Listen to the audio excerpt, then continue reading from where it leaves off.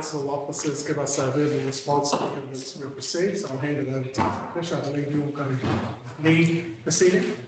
Yes, thank you, Mr. Chair. Just to recap what we discussed earlier, we envisage a fairly interactive type of process here where no one person is going to be sitting here and talking at you. We're all going to get involved as and we need it, depending on our areas of expertise.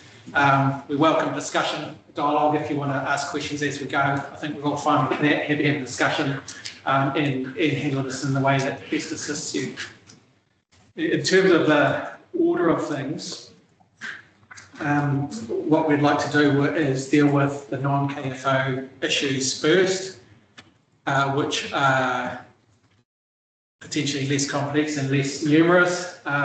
So we'll deal with that first and then we'll get on to KFO after that. Ms. Trinder's going to kick off and go through a few points on those other submitters. Okay, thank you. So I'll start off with Northland Regional Council. So we heard from them on Monday, I believe. I'd just like to point out that Council's flood expert, Mr. Ricks, has engaged with NRC, so we're going to come back to you around that issue. Brimstone Trust, we still need to confirm the spatial consent of that 7.7 hectares, and we need to update Council's maps to reflect that 7.7 hectares. The panel also had questions around the Kerikeri-Waipapa bypass extension and the relevance of this to the zoning of the Twinstone site. We will come back to you on this too. Are you going to confirm the area of the site? Yes, so there was a little bit of confusion. Yes, okay. So you'll confirm the area of the site and implications for the heritage bypass or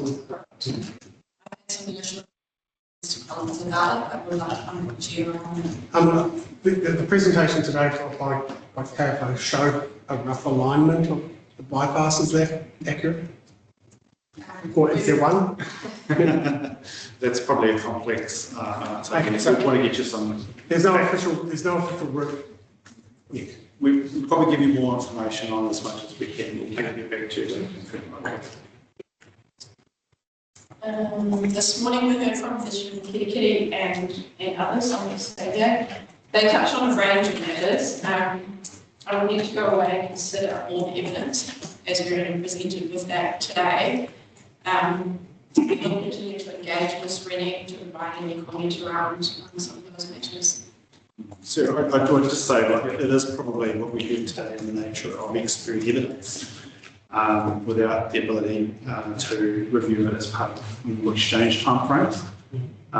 So I think this might be part of our case that we plead with the amount of time that we might require to get back to you. I wanted to have a chat about all the 15s and indicative time frame. Okay. I have a question about it's about Kerikeri in general and the Kerikeri River.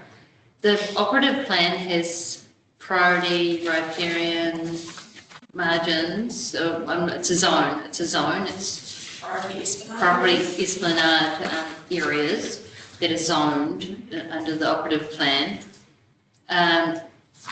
In terms of the proposed plan, it's not on there, so it's not a statutory layer. So, do you have any response about it not being statutory layer, so if it could come into policy or not for all of Kerikeri or not? Yeah, thank you. This was covered off in hearing 6, I believe, public access. That's quite right. By Ms. Cam, and essentially she did an assessment of this primary area layer and it's relevance to continue through this plan process. I will have to fall back on that report to confirm. I think where we landed, but I might be proved wrong, it was a wee while ago. I think what we landed with was you're going to show the priority areas but not have a wall frame, but not have the wall framework. And that so that would be an indication as to if anybody was going to try and acquire that land, that they would know where those priorities were. I believe so. I will just something like that, but we'll both have to double check. Yeah, but I recall that being something sort of agreed upon in the law. You weren't there, Kerry? It's got to be a lyric with me. I wasn't. Okay, it's not slightly different, but there was going to be a map, right?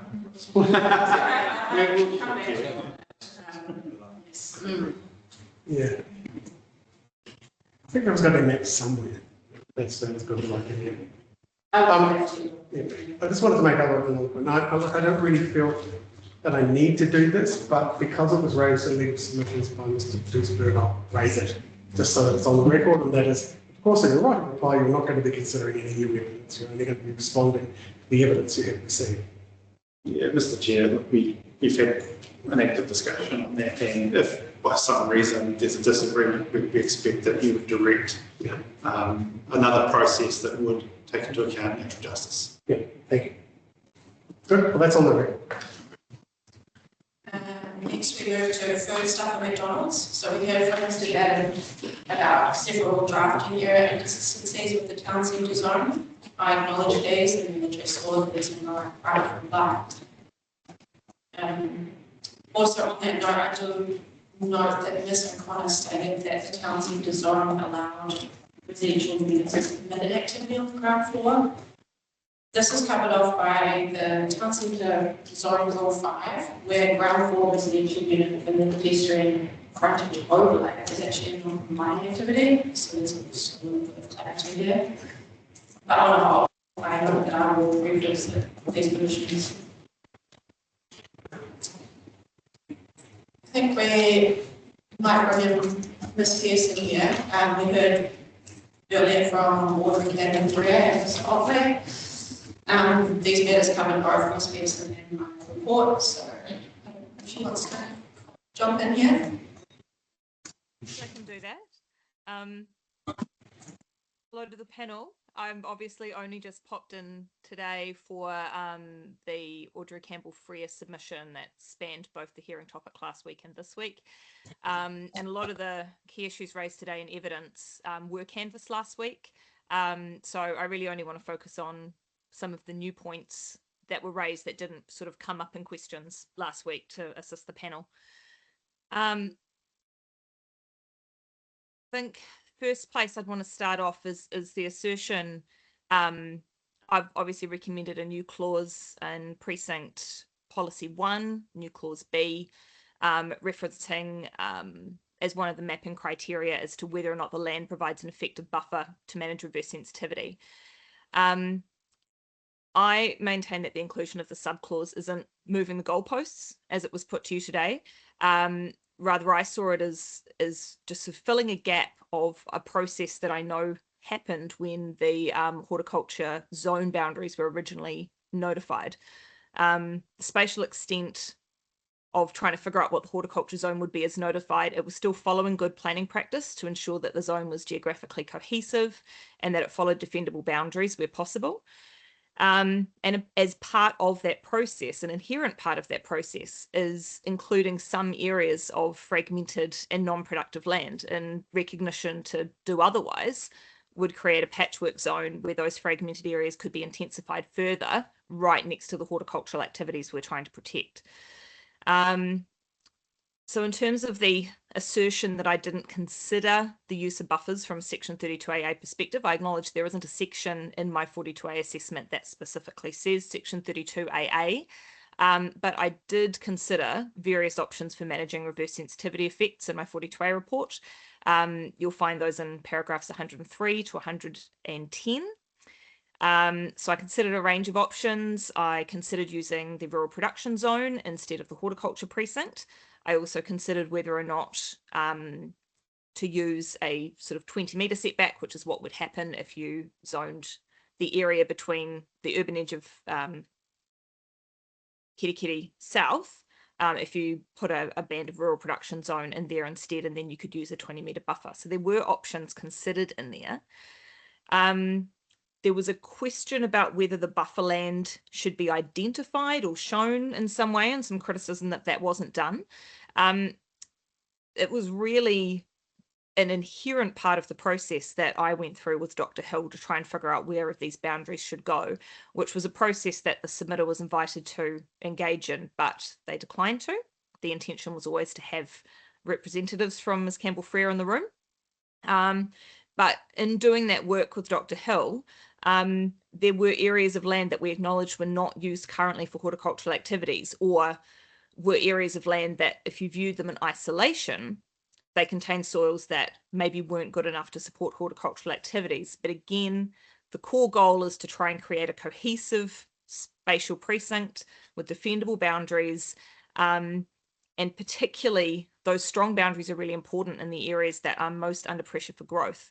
And so that is why I've leaned more towards including land in the horticulture precinct on that southern edge of Kerikeri and on the northwestern edge of Waipapa. In acknowledgement that the fragmentation and the change of land use you're seeing there is that slow creep that was allowed under the operative district plan to occur. And when I was comparing the rural production zone or the horticulture precinct as the best option there, I went with the horticulture precinct as the stronger option of the two to actually achieve the objective of the horticulture precinct to protect the horticultural activities. I don't think there's value in identifying if a piece of land is a buffer piece of land or not. To do so, I think would effectively create two tiers of land within the horticulture precinct, with the core land being perceived as more valuable, and then the buffer land being perceived as not as important. I think any time we've seen a two-tier approach to anything, particularly to do with protection of land, we've seen it. I know Auckland Council examples of difference of prime soils and elite soils. Once you start creating tiers, it really undermines the effectiveness of what you're trying to do. And I think it undermines the effectiveness of the horticulture precinct as a tool. It kind of encourages those consenting arguments of, oh, the land's just in the buffer. You know, it's not that critical, it's on the edge. And so I think it's less effective in that sense as well. And there was also, I guess, accusations that we didn't consider the economic impacts of including land on the edge of the horticulture precinct, as opposed to leaving it out. And Mr. McElrath covered quite a lot of that back in hearing 9 in terms of the value of the horticultural industry and what we're trying to protect in that sense. So if you've got any questions on that front, I think potentially direct them his way. But I also think that there are two questions in front of you. Whether or not the land should be included in the horticulture precinct is one question. And if you found that it was better not included in the horticulture precinct, I don't think that leads you immediately to rural residential as then the inevitable outcome. If the land was not in the horticulture precinct and instead is coming from the starting point of being a rural production area, which is what it is currently under the operative district plan, it's in the same boat as a lot of the other submitters we heard last week in terms of the Greygill Rain area, Okura Trust, Waitrose Drive. It sort of needs to be then looked through that lens in terms of all of the same areas that we canvassed last week. And then the last thing I really want to cover is just the question about existing activities, particularly existing commercial activities. And this is where it sort of starts to cross over a wee bit with Ms. Trinder. But I just want to be really clear that I think the message you heard this morning was that the objectives and policies of the horticulture precinct and the rural production zone are so stringent and so tough that it would be very, very difficult for any existing activity to get a resource consent to amend that activity. My recommendation in hearing 9 was to make quite a few changes to both the rural production objectives and policies and the horticulture precinct objectives and policies, specifically to recognise existing activities. Paragraph 130C of my 42A report covers off the activity status of commercial activities in both those areas and how the precinct provisions and the rural production provisions are meant to work together. Paragraph 130C, I'm sorry, typing 130C. in the hearing 9. No, sorry, this one's in the 15C report. 15C, the first report, 15C, okay, sorry. 15C, yeah. 15C. So, yeah, but I've recommended in my horticulture precinct wording, you've got objective 2 and policy 2, and they both refer to maintaining or operating or upgrading an existing activity. And so that's signalled in both of those that those things are anticipated, provided the loss of highly productive land is minimised. And then it is the underlying rural production rules that apply for home businesses, extension of commercial activities, extension of industrial activities, and new commercial activities. All of those are the same in the rural production zone as they are in the horticulture precinct. Extensions are a discretionary activity, so it's not a super easy pathway, but it's got acknowledgement in the objectives and policies that extensions are anticipated. And I think the only final point was that I hear you're taking a helicopter trip tomorrow. I saw a similar view as I left Kerikeri from the air last week. And if you are looking at it from the air, one thing that really struck me is how close the land is that is still being used extensively for horticulture to these edges that we're talking about. It's closer than you think, and I think the aerial photographs really show where those big blocks of horticulture start. And a lot of the areas, the sort of Audrey Campbell-Freres area and the McCorn Road example, and a couple of the others on the edge of Waipapa, these areas, it is a very short transition spatially from the urban edge of Kerikeri to where these really key horticultural areas are. And I think, yes, if you get to see those from the air, that's really helpful to see what interface we're trying to manage here. Yeah, I mean, the primary purpose is to look at the KFO land, but obviously, yeah, may fly over some of that land going to there and back. Yeah. That's all from me, unless there's any specific questions. Sorry, one of the statements that Ms. McGrath made was that there wasn't a Section 32AA assessment with regards to the buffers. Do you have any comment on that?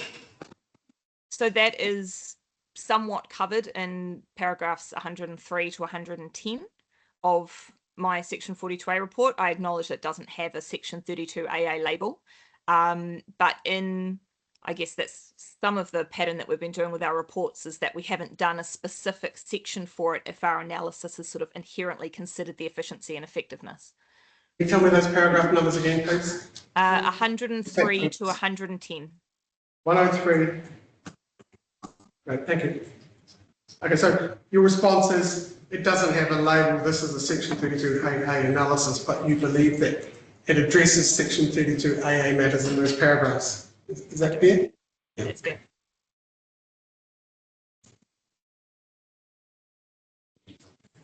Yeah, go for it. I'm not sure who to address this question to, but it was the point raised about the 2 hectares and the irrigation aspect. So I'm not sure who will respond to this, but I'll just take the direction who might be best. So we heard today that Kerikeri irrigation only allows a certain amount, a certain volume of supply of irrigation to properties, I think it was 2 hectares or less. And if you go over that, you get a fine, and that's on the Kerikeri irrigation website. Is that the first time that that information is being known by officers, or I hadn't heard that until today? That was an issue that was raised in hearing 9, so it was in Ms. McGrath's evidence from hearing 9, so it's not new information. Okay. I wasn't on that panel. Yeah. I haven't excused my ego. Just further clarification on that. I understand during the development of the PDP that there was an approach made to the irrigation company, and there was a number of issues around commercial sensitivity, which meant a lot of the information wasn't able to be shared with us. There's not a massive amount of information on the matter. I would just follow that up with it is one of the criteria, and it was used as a starting point, as were the LUC maps when that original mapping was done. It was a combination of let's see where some information data sets intersect.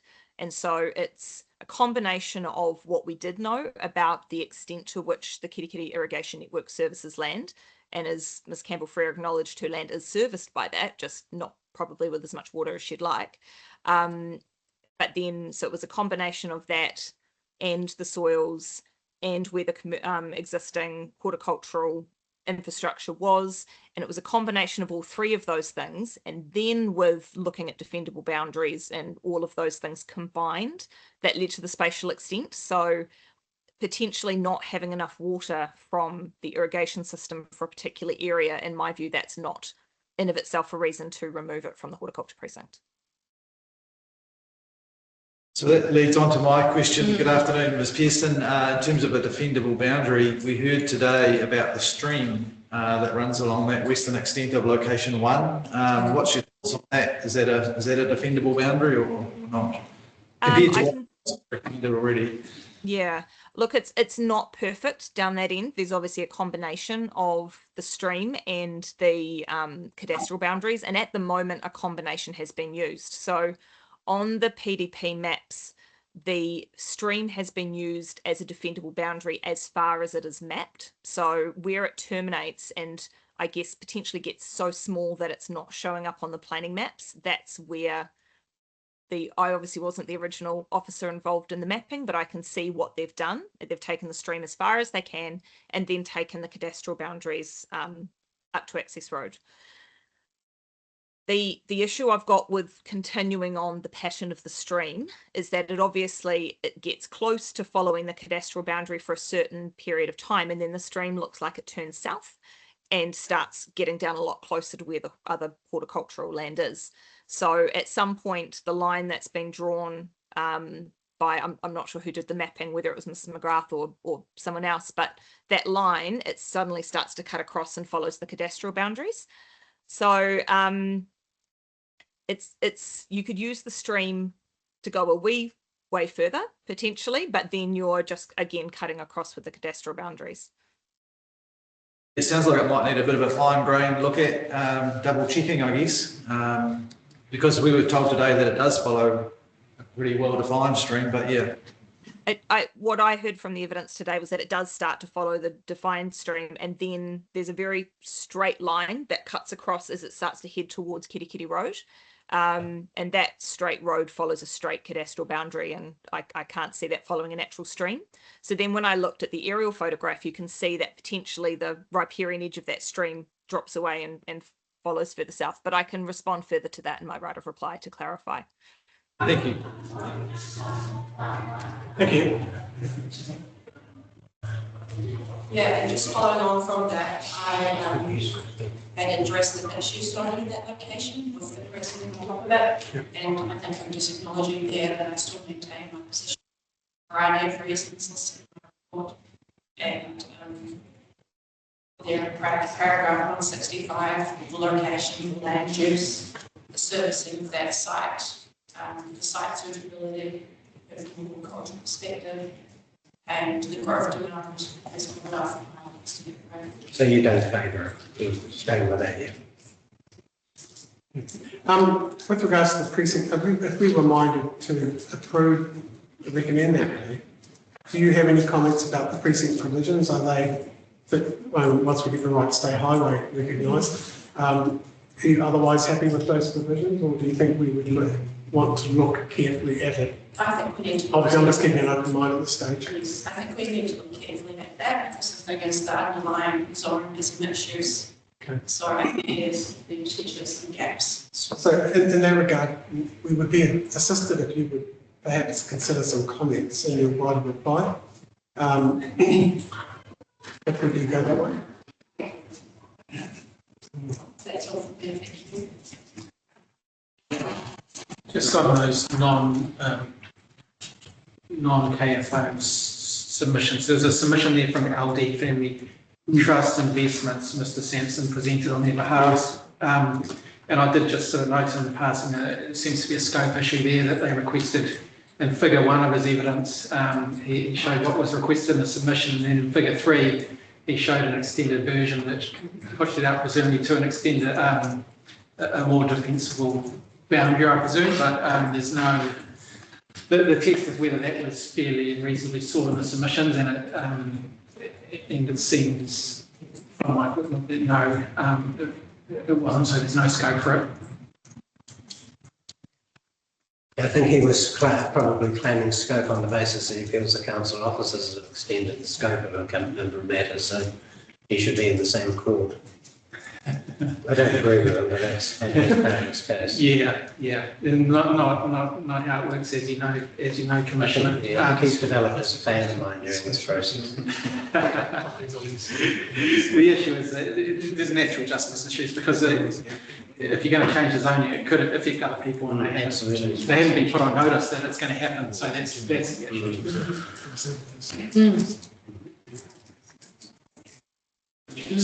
Oh, yeah, this is.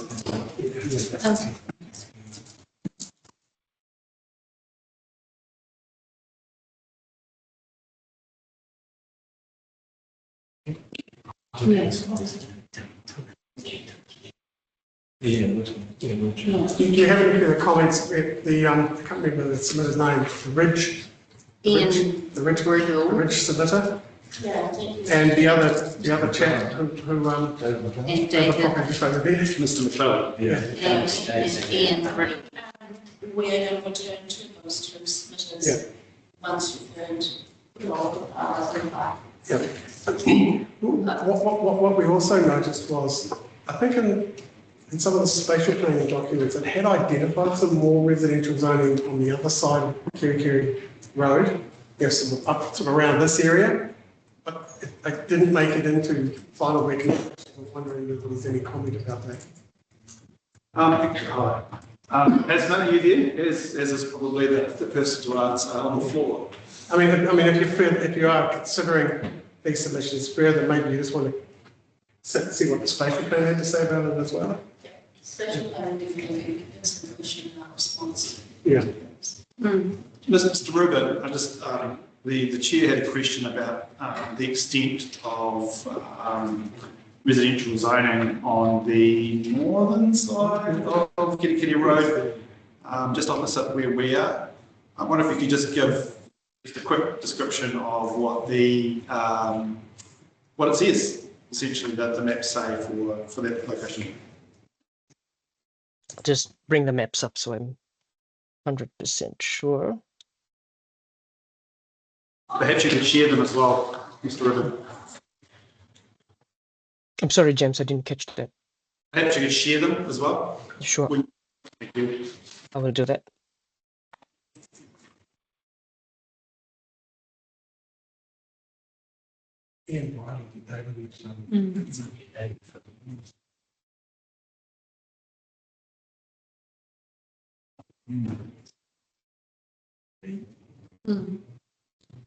I also had questions about those two sites from an infrastructure perspective, the ability to connect that we had on that day, but Kensley wasn't available that day. So just knowing that. You there, Vic? Yes, I am. So I just, the areas too, like kind of directly opposite where you are now, is it? But up Kerikeri Road, is that right? Yeah. Correct. Yeah, so at the time that the spatial plan was being developed, we didn't know exactly what options were going to be taken or were going to be accepted. We have made provision for both upgrade of existing assets and development for growth in Kerikeri, accepting that there was going to be an overall significant growth in the area. To that end, there is an allowance of circa 21 million for the upgrade of the water treatment plant over about a 7 or 8 year period. And there is out a bit further, but there's a further 28 million allowed for growth generally in the Kerikeri area, not allocated to one particular area. It is of note that the main line going from the current water treatment plant going down to down into the Kerikeri township suffers from low fire protection pressure from time to time. That is proposed to be addressed over the next 2 or 3 years. Then outside that, there will be ongoing development starting in about 2033, I think 2034. So the short answer is that yes, there is provision to be able to connect from a capacity point of view and a plant point of view generally in the infill area. Okay, so in terms of scope, perhaps you can assist us here too, Mr. Fisher. We've had Mr. Bryden's submission has asked for all of the ridge to be rezoned, so there's obviously clearly scope there. And there's potentially scope for the large property that Mr. McClelland has requested, but I don't, is there any scope for anything else in between? I'm not aware of anything else. There is? There is some scope for mixed-use upzoning on Kerikeri frontage between the two properties, the ridge and Kerikeri. And how much scope does that scope give you? We will pull it out further, but To it's go to a residential zone, just that? from a mixed use to a residential. Well, yeah, the principle is that if you ask for relief, then that relief includes the lesser relief, or the relief in between is the principle that applies there, and there's a good argument that residential is a lesser relief than. Well, that looks like you've got a broad scope to consider those two properties and the bits in between. Yeah. The bits in between. Road frontage, the bits in Yeah, between the exactly. and it's primarily road frontage. Yeah. So it is a portion behind the Yeah. road frontage. Yeah, if you were looking for areas to zone residential that have scope to go there, that are within sort of the spatial plan area, then perhaps that might give you an opportunity. What I'm thinking, Mr. Chair, is that we will come back with some detailed facts on the site. Whether we make further recommendations or not is possibly irrelevant. I think the panel will want to be just in possession of some of the facts, but we will put a recommendation. I would suggest that if there's anything on the table that is not a live zone, that you probably give us an indication, because that will require some input. Yeah. So just in terms of the infrastructure, that was not here for 15C, we had a number of queries about Cooper's Beach from Kualagna and also Mr. Heasley was Kaitaia. available for 15C. He has, Mr. Heasley, you heard a lot of those. We've been in contact with you around a lot of those areas that Commissioner Foy is referring to. I'm sorry, I couldn't get that. But there is further work coming, Commissioner Foy, on that. We have spoken to Vic, and I think Vic has heard and understands the submissions, but it's part of factored into some of the right of reply for 15C. So if some specific direction, I think we took down some specific direction last week about those sites. I think we've received some direction here on those, so we haven't addressed those directly. Oh, great, you put the panel. I mean, fair to say that we are interested in, whether there is a case to be made to go to general residential from the ridge up to Mr. McGovern's place. That's beside Greenaway Drive. And I don't want to sort of make it any more specific than that. Because we think it obviously has to be evidence-led. Yes. But obviously it's been shown on the spatial plan, so it's been looked at to some extent for growth. Yeah. So if there's some scope in the submissions to go there, we'd be interested in your comments. Thank you, Mr. Chair. We'll do About that. that, yeah. Was that a fair summary, team? Good. Okay. Thank you, Mr. Rubin. Do we have any more questions for him? Any more questions? I guess, yeah, I think you're generally familiar where we are on that map. And thank you also, Mr. Anthony, for updating us on the infrastructure. Yeah,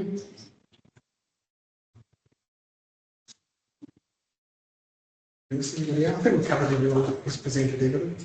There are a number of submitters that presented, gave us evidence, but haven't here. I wonder if you wanted to address us at all on any of those matters.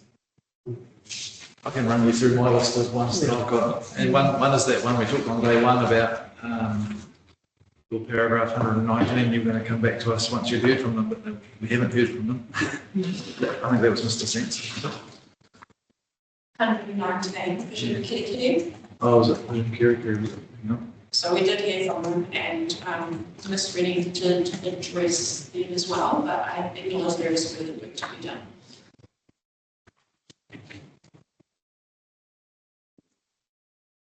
Oh, right, it is Vision Kerikeri. Sorry, thank you. And then Mr. Sanson was talking about a couple, I think. Oh, Smart Life Trust. Smart Life Trust, I've recommended accepting their zoning, they're 23. Okay, and so he didn't, that's why he didn't. I believe he was happy with the recommendation. Jeffrey and Robin Kemp and Ernie Cottle.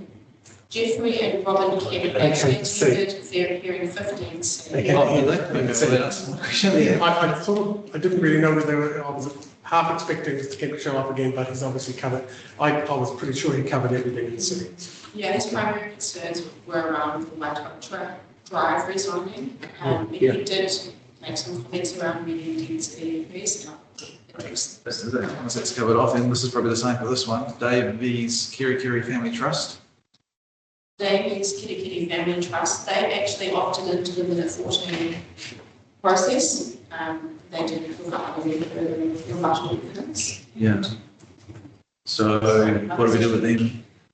My position from Section 42 still remains at this stage. Okay, cool. Nothing else? The corrections? Department of Corrections, yes. They acknowledged I had list out community corrections facilities. So Ms. Ferguson one, and I've addressed that. Right, and that explains why they're not here. They're obviously happy with that correction. Yes. The other one I noted was Smart Life Trust, which is also Mr. Sanson. You know, that's the campground. And he said, can we put in an Esplanade strip or reserve as part of the process? So I believe he's offered up an Esplanade strip as part of that process. Moving to a general residential zone, there will be opportunities to take Esplanade. Yeah, it's part of a resource consent process, so it's not appropriate to put in it now ahead of time, is it? I don't believe it's appropriate if it was subdivided up to a general residential lot size. Been a bit cheeky asking for it. We probably be difficulty in taking in. I think we would at this point be required for compensation. Yeah. But I think we get a little bit of out if we're taking through a subdivision of that size. Yeah. Okay, that was all I had. Thank you. Anything about the evidence presented by Greg Terry and his friend? Yeah, okay. Joe Carr? I think I can break that all up into a response in regards to the North Regional Council ones. They are different, they have similar concerns, so I think I can address them.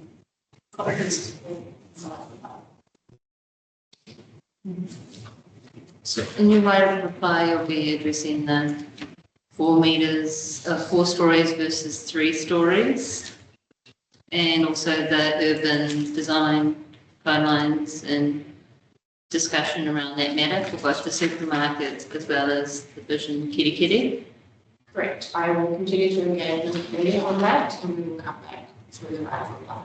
Yeah, and finally, we had a statement, I think, from Mr. McPhee. Yeah, just looking at that one. Linda Giga. Linda Giga? Giga, 2 G's, Giga? So, I mean, Mr. McPhee was here, but he didn't present anything on this. yes, So my recommendation in section 42 for that site was not to rezone to light industrial, primarily due to its location out on Waipapa Road. And I'm guessing he read section. That was the one that was flooding. It had quite a flood prone, is that the one? I don't believe it. No, that might have been another one. He discussed that in one of the earlier hearings, possibly why he never came again. So I recommended rejecting the zoning for that site, and he did not provide any further rebuttals in the 42A reports. Yeah, so we've got that statement of evidence anyway, so you can respond to that. Okay.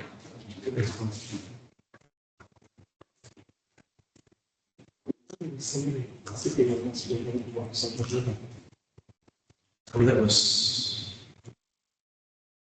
certainly NRC.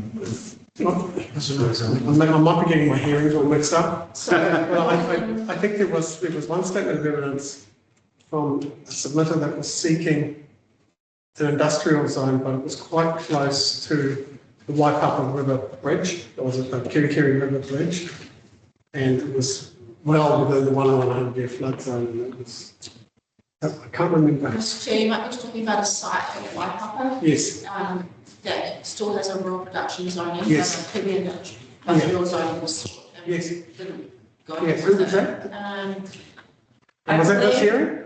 It is this area, and it is in my report. And It was this hearing. yeah, I will have to dig out. Yeah, so where the submitter was. Yeah, I read the evidence. I thought, well, I don't think we've got any evidence, but I certainly read it in your 42A. Okay, so that person didn't provide any evidence, so that probably the 42A is where it lies. Yeah, I think I got that mixed up with the Gigas. Thanks.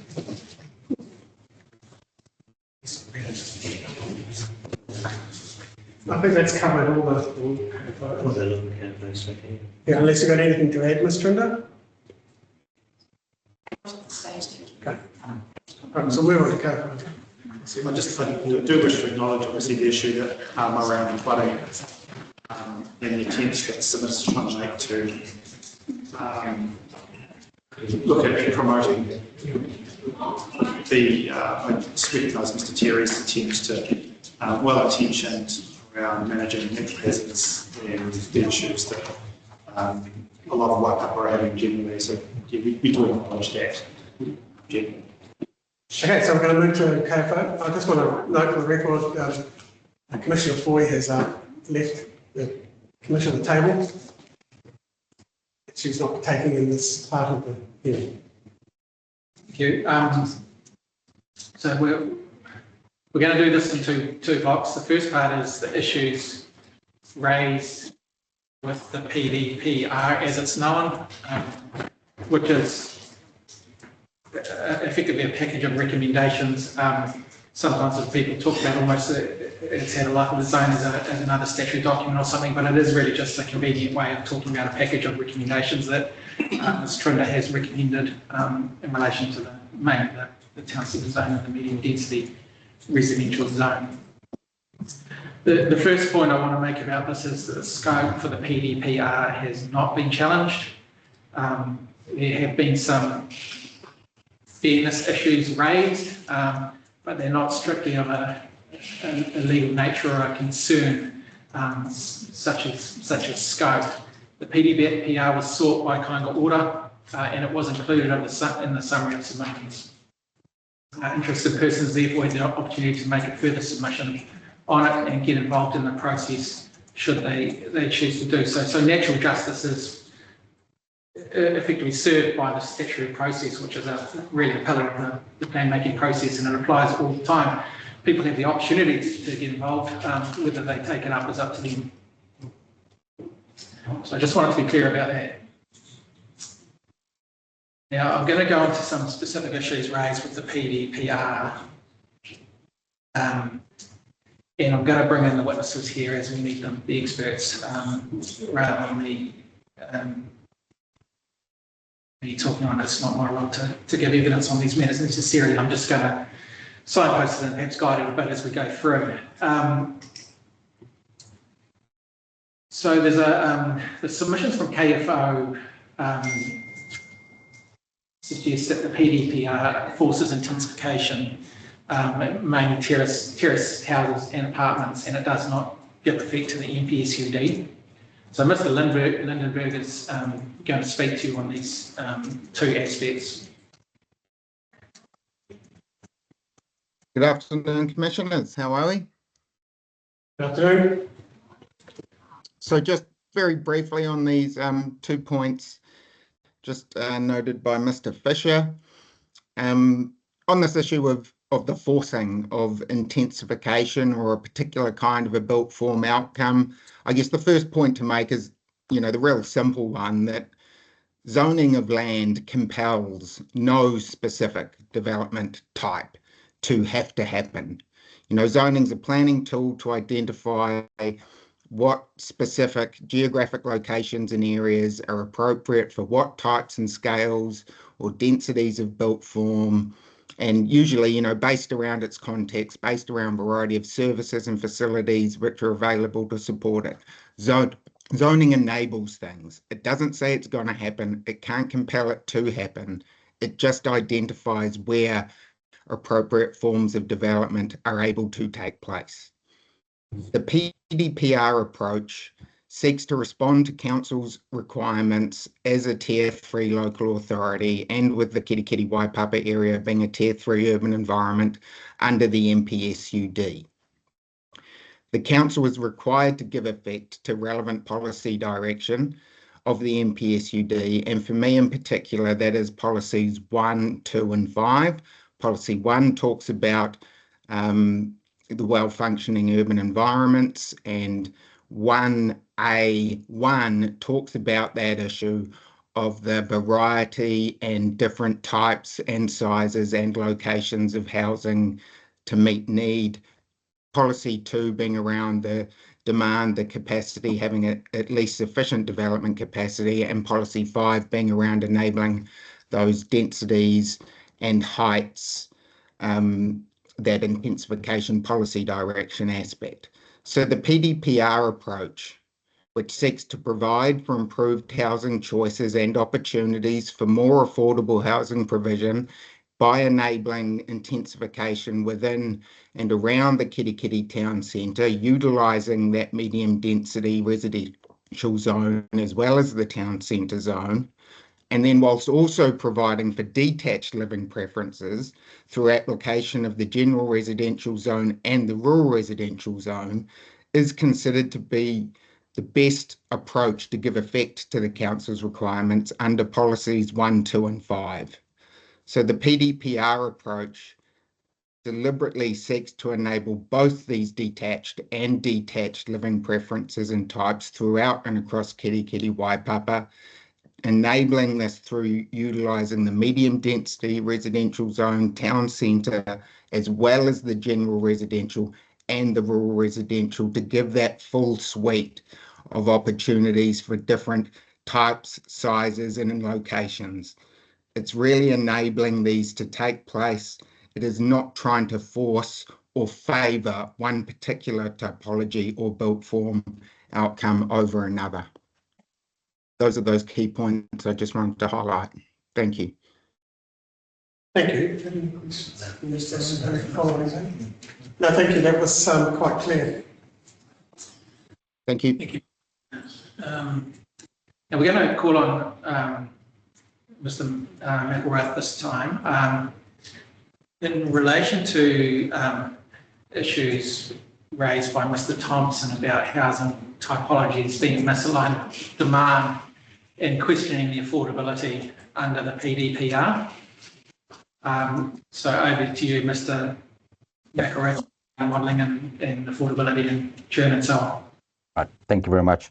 Yeah, so just a couple of points to note. So with the modelling approach, we went through quite an extensive, a lot of steps, comprehensive. We separated out historic patterns and trends to get a sense of the relationship between the type of demand, so that's detached and attached dwellings, how much demand historically was there for those different typologies, as we said in my evidence and in the the hearing, we're looking at the 10% attached, 90% detached. That's the shares going to the different typologies.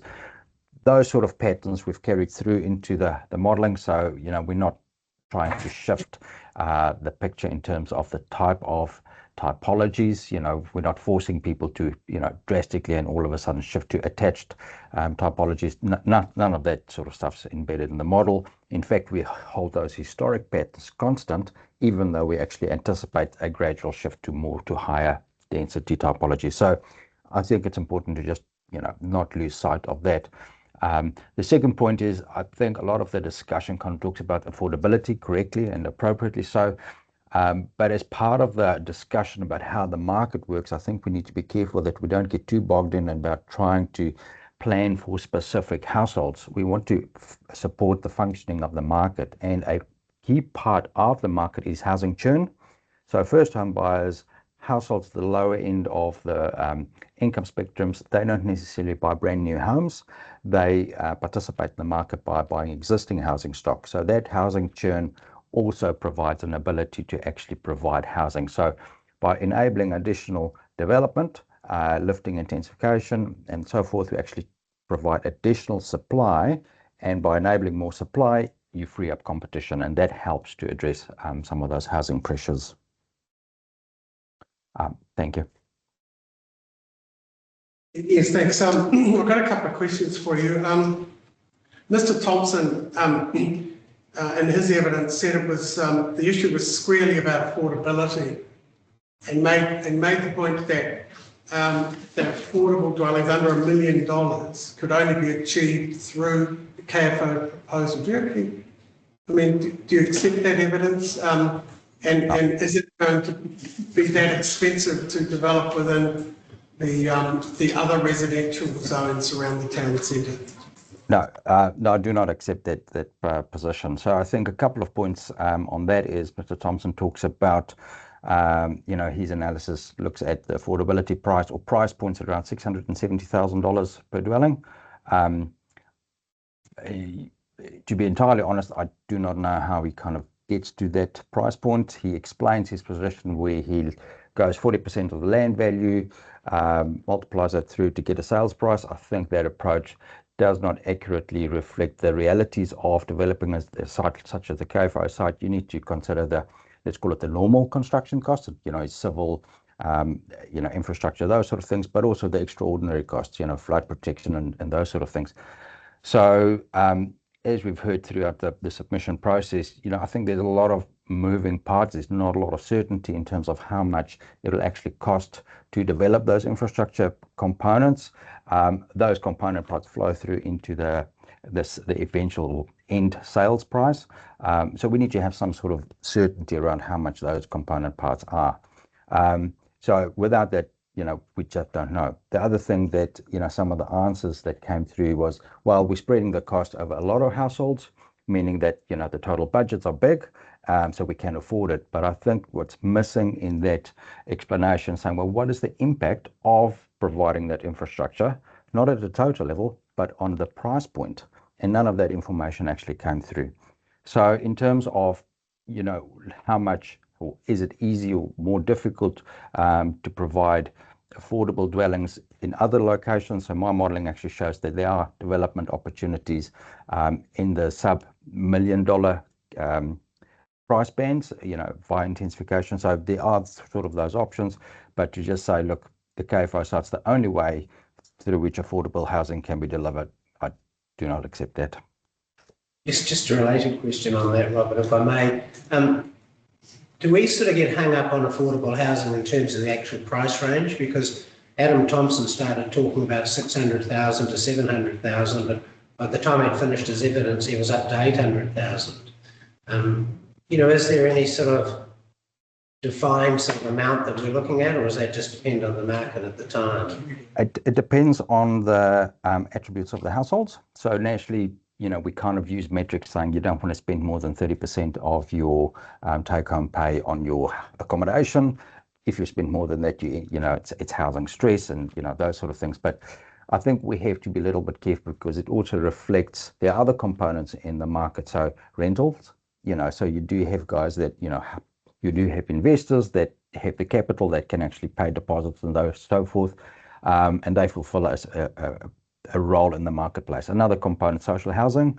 So there are other ways to accommodate and look after some of those lower income households. It's not just a line in the sand. So the other thing to consider is you've got households move through life cycles, as the households age, income levels grow, so people kind of, buy houses at different stages. So we have to be a little bit careful just to kind of going, it's only about affordability. You want, of course, sufficient capacity, but you also want it in good locations and so forth. Thank you. I'm just going to ask you a question that sort of diverts to Mr. Foy, and if you'll allow me to divert you away from KFO for a moment, because I don't know if you heard my discussion with Mr. Foy. Yes. And in particular, in the rural residential zone, I sort of put it to him that it seems to be the zone for all people, and that it's relied on, it's a rural zone, and it nests with, that word again, it sits with the rural zones, but it seems to be relied on by some economists as a default urban zone. What's your view? And what are the implications for it being a rural zone and an urban zone? Yeah, look, I think part of that question and part of that discussion was the investor money flows to where it's easiest. Yes. And I think that's part of the story, but it will flow potentially to where it's not just the amount of dollar, but it's the potential returns and how quickly that can happen. So, it's never a simple process. It's reasonably complex. In my view, the rural residential component part is part of the housing mix. It's part of the housing supply. So we have to kind of look in that space. But as part of that, we need to say, well, what are the opportunity costs if we don't do anything, if we don't go down a process to enable intensification and developing more around our urban areas? What are we foregoing? What do we actually lose as part of that process? Because if we want to, go down a do nothing pathway, leave the door open, continue to have ongoing development in the rural residential areas, how much land are we actually going to consume? What do we forego? What do we lose? And we also want to get the benefits associated with intensification and consolidating around our urban centres.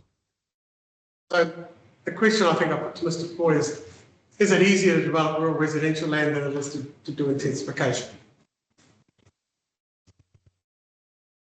Rural give you a quick sugar hit. Yeah, well, possibly. But I guess it also depends on, well, in order to answer that, you need to consider easier for who. Who owns the land? What are the reasons why are they going down a pathway, to develop those specific parcels? And I think it's within that where you can go, well, actually it is possibly easier, but understanding the specific reasons why would need to be part of your answer. Thanks very much for that. Any other questions, Mr. McCarthy? Before we steer back to Kapa. Thank you. I don't think any further questions.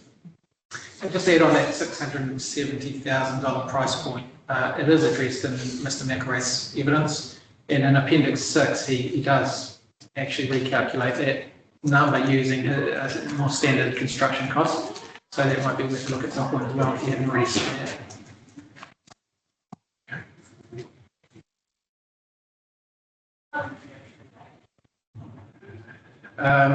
KFO made some submissions on the level of analysis of the PDP being inconsistent with what was expected of their property. Part of this is the issue being spread across a couple of hearings. So we do have urban design evidence from Ms. Rennie through hearing 14. And I'll just briefly hand you over to her to outline that, and then we'll get a comment from Matt, Mr. Collins straight after about traffic modelling. Yeah, so I just thought I'd just reiterate that through the spatial plan, we undertook some analysis of the future change in built form that could occur in Kerikeri in particular, through intensification in and around the town centre. So that included medium density within the walkable catchment area. So we gave an indication of how that change could occur and what that could look like. Obviously just indicative only, but it starts to paint a picture and to understand how that process of urban change could occur. This information I have referenced in my hearing 14 evidence and explored that in further detail in the context of the PDP process, including the NPSUD and the requests by Kāinga Ora for a town centre in MDR zones. So my hearing 14 evidence, I consider the change in the built form, including height limits in the town centre, and the different residential scales and types of development associated with medium density. And as part of that evidence, I have considered the urban design effects associated with these changes in built form. And yeah. In the context of, I guess, the Vision Kerikeri submission, I have done a little bit further work and recommended some refinements to the built form standards and the assessment matters, in particular to the town centre zone. I think I brought your attention to that earlier. And then I just, in closing, note that the spatial plan included a number of actions as part of the implementation plan. And one of those being the development of an urban design framework or a structure plan for both Kerikeri and Waipapa. And the outcomes from this process in due course is intended to guide that urban change further as part of the future planning process. So I just wanted to close out. Questions? Yeah, and would that sort of document include public land as well, like proposals for public land, like closing streets and paving and all that sort of thing, in addition to guidance for private developments? The scope is currently being developed, but I would anticipate that the public realm would be a factor and in consideration. I think some of the challenges that Kerikeri faces is in relation to the transport network, connectivity, and how the town centre itself functions. There's some issues to work through there, and so the public realm is a key component of that and how it might function in the future. So I would certainly expect that the public realm will be a consideration as part of that work. And it would involve community engagement, taking them on the journey of developing that as a community plan. Yes, so it's my understanding that the scoping of that work is in progress, and a key component of that is how a steering group and the community would be involved in that process. And that looks like I can't comment further at this stage. Yeah.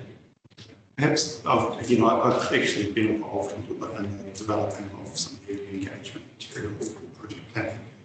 And the scope is, at this point, I would say, designed to be quite open and to be adaptive through consultation processes in terms of what is deliverable, if that makes sense. So the concept at this stage is quite wide through the engagement process. So there might be a thing delivered, there might be things delivered. So it hasn't been developed with a very focused and predetermined set of outcomes in mind.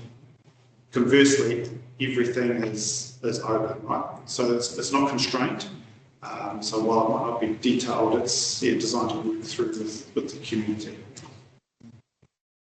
And whatever comes out of that will help with understanding how the district plan provisions are to be administered. Is that what you're kind of... Is that to help us have confidence in whatever the district plan provisions will say? Yeah. Those future documents will help assist with an application for resource consent for a 5-storey building or something. I think our provisions, recommended provisions, obviously don't seek to enable that. And what we've are looking at recommending with the amendments submitted by Ms. Rennie has made some adjustments to that height. It's not a simple full story height. It's not that simple. There are some elements that have been brought in through evidence through this process that take those matters into account. I would say that the decision on whether there is detail embedded in the statutory process would be part of this decision making through this process. So again, it's not closed off, but it's not specifically addressed, but it's open for those discussions to help support that, whether that's a statutory process embedded in the district plan or whether it sits as an adjunct. Those decisions aren't made, but those are on the table.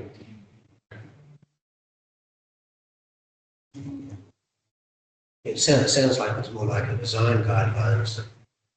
You know, as we talked about during the course of the hearing, it'll be a two-stage process. One would be looking at some controls that can be applied through the district plan. And then there'll be a future document that will be design guidelines, which will be community expectations or community preparation. There could be one outcome, like as I say, like it could be, yeah, they say quite detailed spatial plans, engagement in public space, and subdivision guides as well, for example. As I say, like it's intended to be at this stage an adaptive process. Maybe we call it an adaptive plan because we get confused with all the number of plans, master plans, structure plans, concept plans. Yeah, I think one of the key things is that change is not going to happen tomorrow, right? And actually, it'll be May, and it'll be already probably 6 months down the process as well. So, you know, while we're getting in earnest, we're underway, and I think that we'll be able to keep up with any serious impact that comes along the way. We'll be ready for it when it comes. But we're not expecting full length of Kerikeri Road to be three and a half story setback in 2 years' time. I guess where I was getting at with my 5-story example was a proposal for a 5-story development with the plan have enough in it to assess it, for example. Yeah, it's full discretionary. As Dr. Discretion has in the yeah, so I guess I've made some recommendations around the height. Those matters of discretion.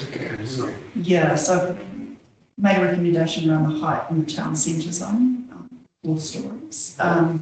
And I've recommended height in relation to boundaries. So you've agreed to the 3 stories and 60 degrees. Yes, I've suggested that a setback at full floor level would be appropriate.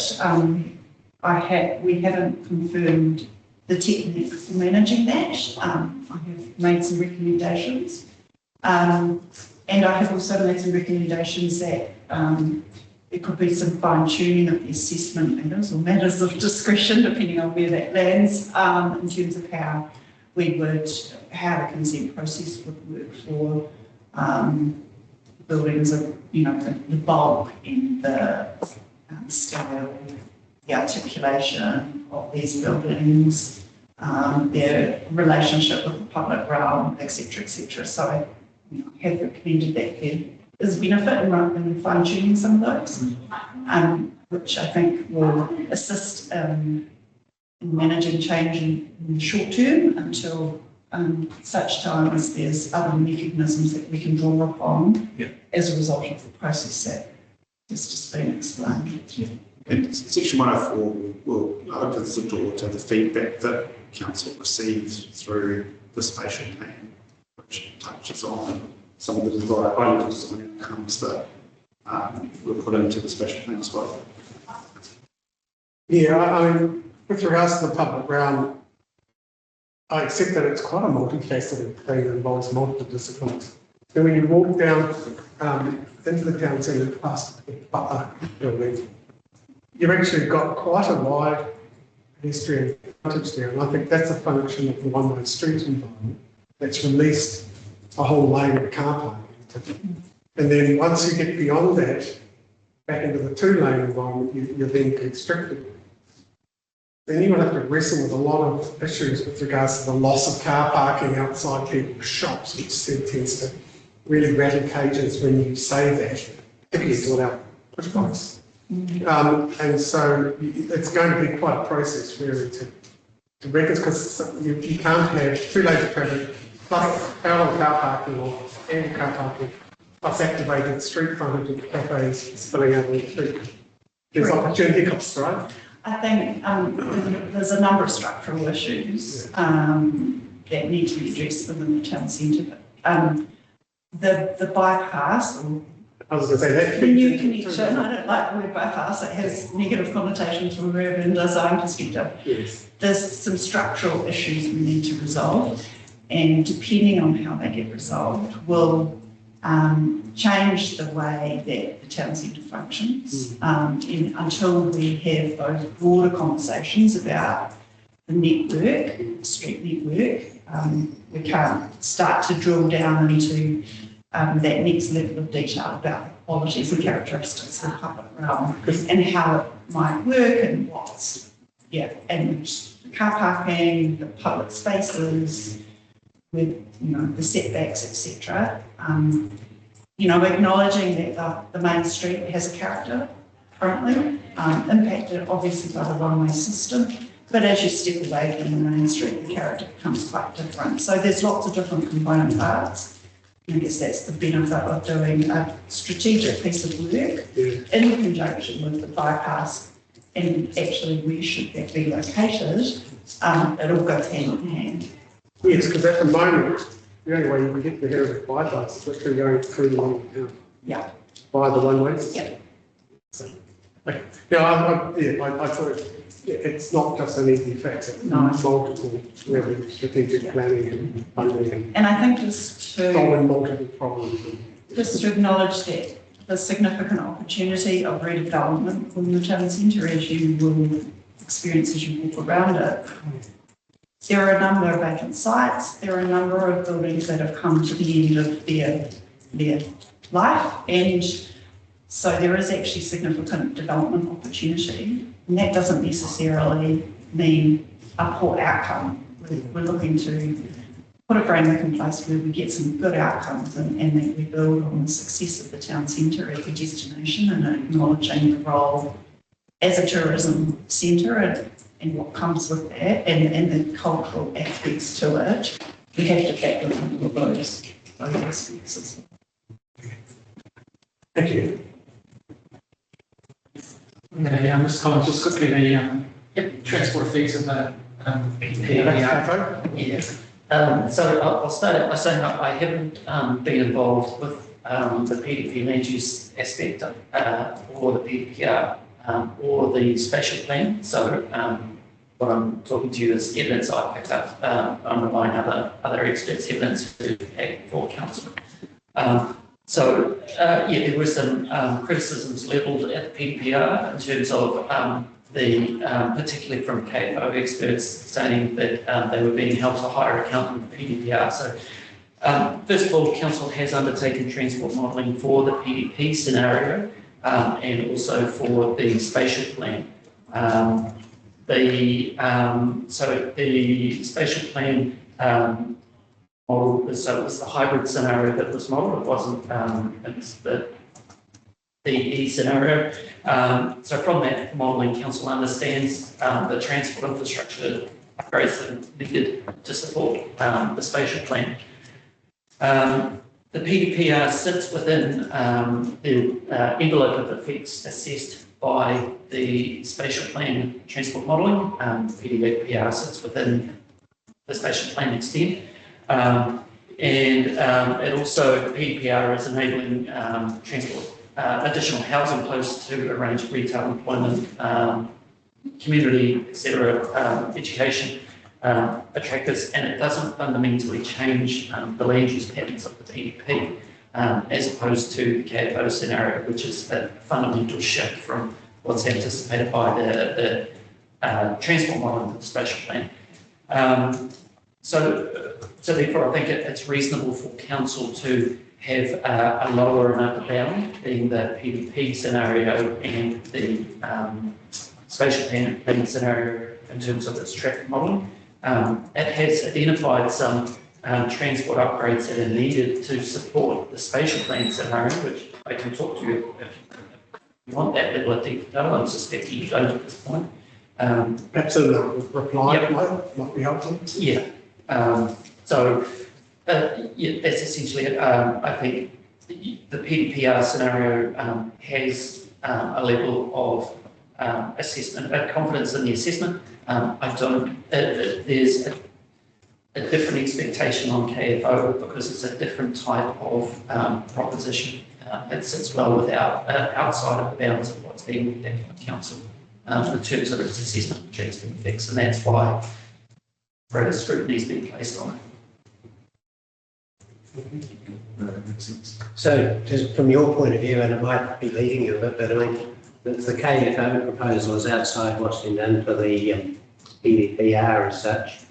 I mean, do you express a view on whether that's good, bad, or indifferent from a traffic management point of view? But whether the KFO scenario is good, bad, and indifferent, no, and that's part of the reason why in my evidence, I didn't compare the KFO scenario with the PDP scenario. My approach was to look at KFO's scenario on its merits. Okay, that probably answers it. Thanks. Thank you, Mr. Collins. There's also a submission from KFO that the council officers have not considered the infrastructure capacity of the PDPR. And the answer to this is a very similar answer to the question that Mr. Hensley gave to Commissioner Foy when she asked about the Mr. Bridle's property and the Kerikeri Heights property. And he does say in paragraph 5.19 of his evidence, so I'll refer you to that, where he says that the PDPR includes only the intensification component of the spatial plan's hybrid scenario, which is able to be supported and enabled in the short term by both existing capacity available within the public infrastructure network, as well as identify upgrades and improvements which are currently planned and funded through the 2024 to 2027 long-term plan. So that's paragraph 5.19, and it's important that that doesn't get overlooked. I know that the KFO submissions were very focused on the aggregation of the two scenarios and their costs, which Mr. Hensley subsequently deleted from his evidence, but it does miss this key point here, which is noted after that aggregation. And it's the same logic and the same capacity which is serving the PDPR scenario that is able to serve or would provide capacity if the panel was minded to rezone those other properties.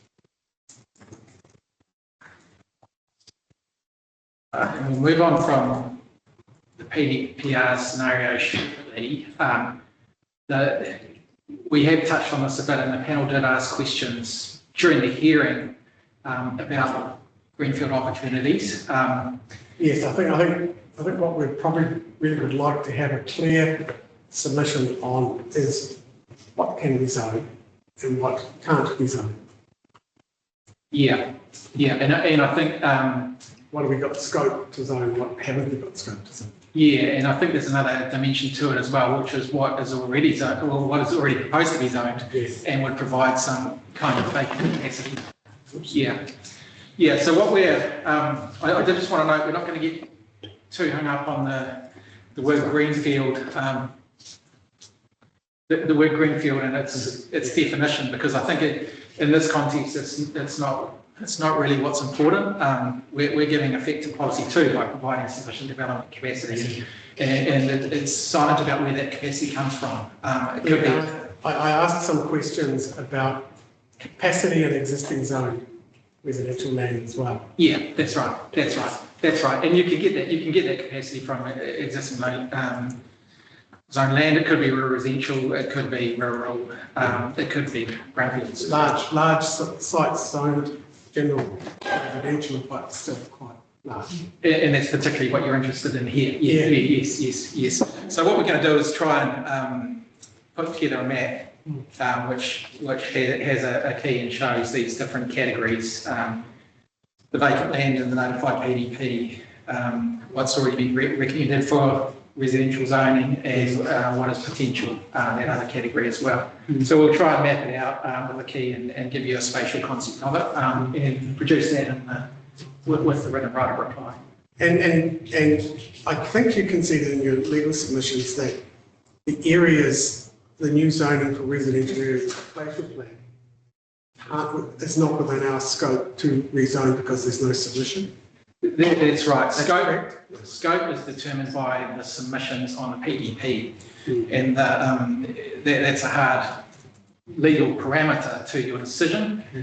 So within those bounds, you have regard to the spatial plan. Is how it works. But the spatial plan doesn't give us the ability to zone land that hasn't been sought in the submission. No, that's right. If rezoning is sought in the submission, which brings it within your jurisdiction, yes, the spatial plan might support rezoning it, but it can't create the ability to do so. Yeah, that's right. And you're both agreed on that point. I believe so. I listened to the exchange between you and the council for KFO, and I believe we're in agreement. Yeah, I think what I said was all the options aren't actually all those options in the spatial plan. It's only the option that also has an underlying submission. That is what they have regard to. That is true. Yeah. Yeah. And I think I asked the question: are there any general submissions out there that might give you scope? I mean, somebody. But there's some specific scope. I'm not searching for something. No. I'm just wondering whether it's there. Yeah, there's some specific scope. Yeah. There is some scope that's been addressed primarily from Vision Kerikeri and the other groups that integration, structural and spatial plans. Yeah. And while I'm there, Vision Kerikeri, literally looked like they were requesting a medium density residential zone north of the west of the Turnstone land. And I asked them as part of your amended relief. They seem to say yes. Now, I'm not really sure whether we have scope to go there, but I want to comment on that. From what I can see, the Conservation Trust did have scope for a mixture of residential zones and commercial zones on Turnstones. yeah, so that seems to be something you can consider if you wanted to go there. This with Ms. O'Connor, we'll be out there doing meetings with her, and it's at that stage there was no appetite that we're looking for a release of this issue. Okay.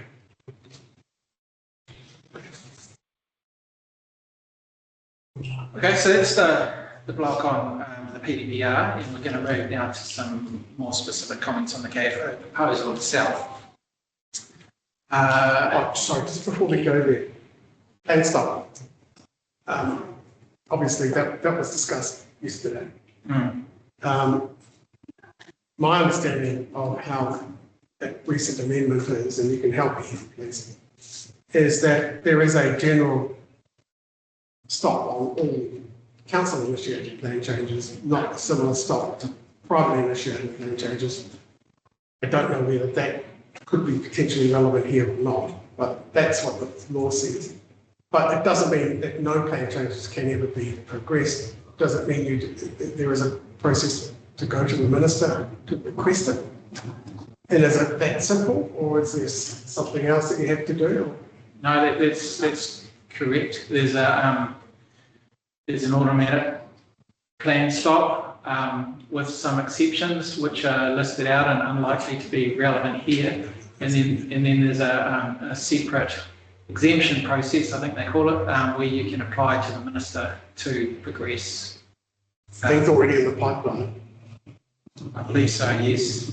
But anything new, and obviously what I'm thinking about is any opportunity for a further Schedule 1 process to do anything.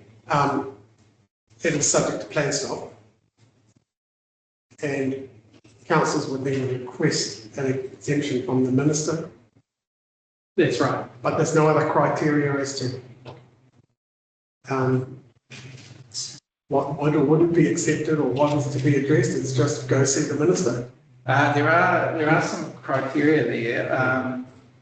It loosely relates to government priorities such as housing growth. Like there are opportunities I don't know if some of the specific ones will apply here. But I think I'm aware of a number of exemptions that it's currently considering. So there are a number of plan changes going through the process. I mean, there was quite a bit of, I mean, obviously, further Schedule 1 process is in the evidence, and it's been discussed, and we want to understand what those options are in this particular period. And it's to the end of 2077, right? That's correct? Start of 2028. Yep, that's right. Unless of course something else changes. Yeah, which is And entirely it could be, you could have a new government who stops the stop. So That's right. Clearly, It'll be- it doesn't stop robust planning decisions being made on the merits in the interim. Yeah, sure, that's correct. That's right. People still apply for resource consents. Yeah. Okay, no, thank you. I think we'd just like to have that sort of cleared out because, clarified, because it has been mentioned in the evidence. You? Now, in terms of the KFO proposal, the concerns of the Section 42A experts remain. We've already touched on the summary of paragraph 5.10 of the Section 42A report, which is Mr. Wise wrap-up of the issues with the proposal, and those concerns remain from his perspective. And we're going to step through now some specific issues in a similar way that we did with the PDPR process, calling on the appropriate expert where necessary to assist you. And this first one is for Mr. McElrath. Mr. Thompson provided some rough infrastructure costs on a per allotment basis. I think he was sort of saying around 50,000 or various other figures that he floated and suggested they weren't significant in the context of the overall development. So I'm going to get Mr. Mr. McElrath to address you on that. Yep, thank you very much. I think it comes back to the point I raised a bit earlier about how that assessment actually went through to quantify and capture the costs associated with all the transport infrastructure. So that's all the bridges, access to the golf course, replacing some of the golf course holes that was kind of mentioned. I wasn't quite sure how that was factored into the picture. But essentially it comes back to the point I made a bit earlier saying, look, if you go through the process, you need to do a bottom-up process where you look at these are all the individual cost charges. This is the for infrastructure, roading, access to all those different component parts. Sum it all together, add your margins, and then estimate your cost price and how that flows into sales price. I guess it just comes back to the $670,000 that's quoted, and I just don't see how that can be. I went through all those lists, roundabout, bridges, roading, and water supply. I think he discussed 50,000 would be affordable, I think is what he said, up to 100,000 per lot. He still, even if it's, I think he said if it costs $100,000 per lot, I still come out cheaper than any infill development price. I'm not sure how he can do that, because what does he actually use for his infill options? And that's where we get into the discussion about work that MFE have done, saying, look, your infill developments are cheaper than greenfield developments. So they look across the wider span, and it's not just your core infrastructure, it's all the wider aspects as well.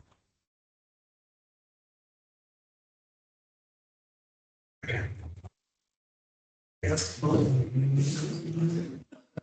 Thank you.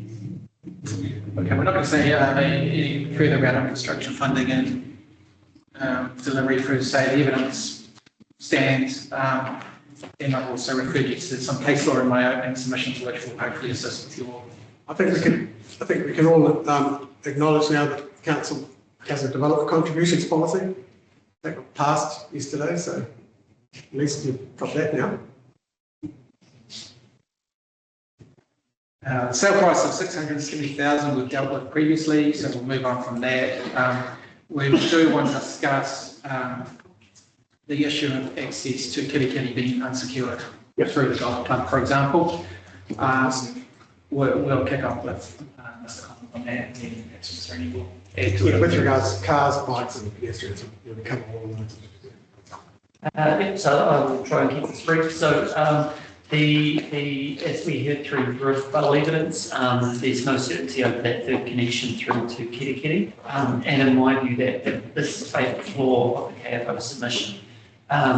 I had incorrectly stated in my summary statement that KFO had not provided traffic modelling assessment for full development without that third connection. I stand corrected on that. Updated modelling is attached to Mr. Hughes' evidence.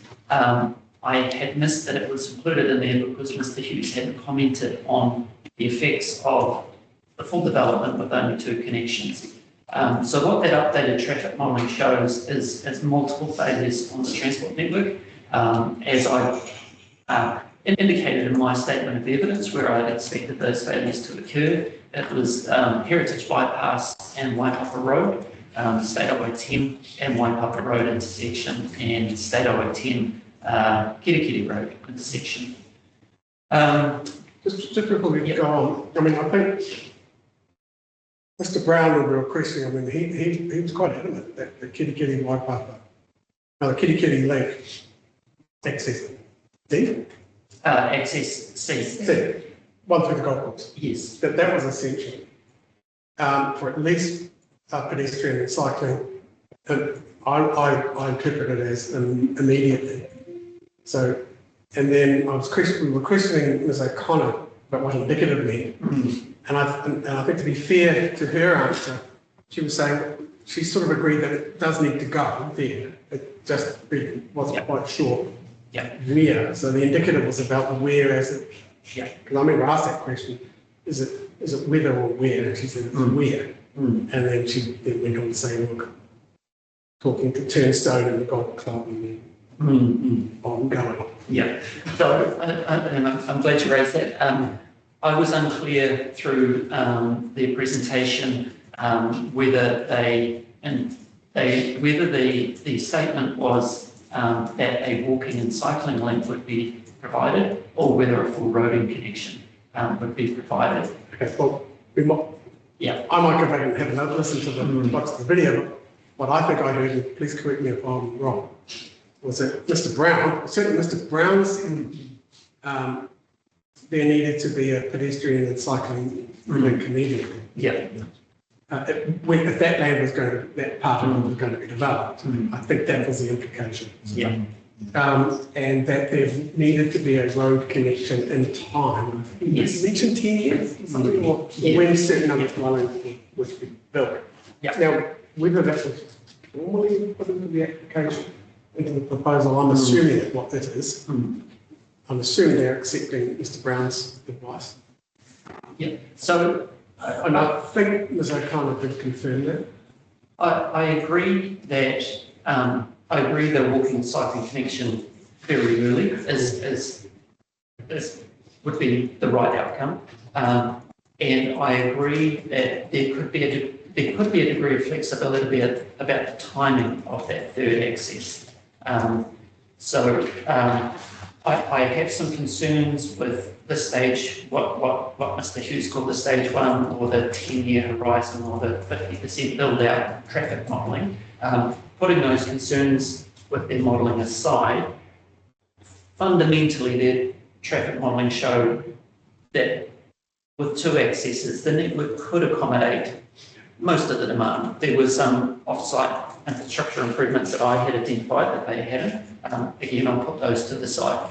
But my concern is enabling that zoning without confirmation, and we heard from the golf course or several representatives from the golf course about that uncertainty. Without that certainty of that third connection through the golf course land, no other feasible connections roading connections have been presented to us. And so to zone that land, and then if we get to further down the road,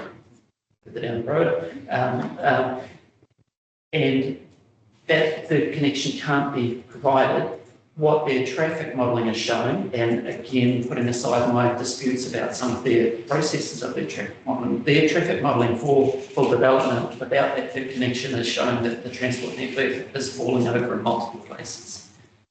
So I think that there's a significant risk there of rezoning the site while there's so much uncertainty over the third access. If the golf course was in a position where they said, yes, we'll accept that third access, we just don't know where, and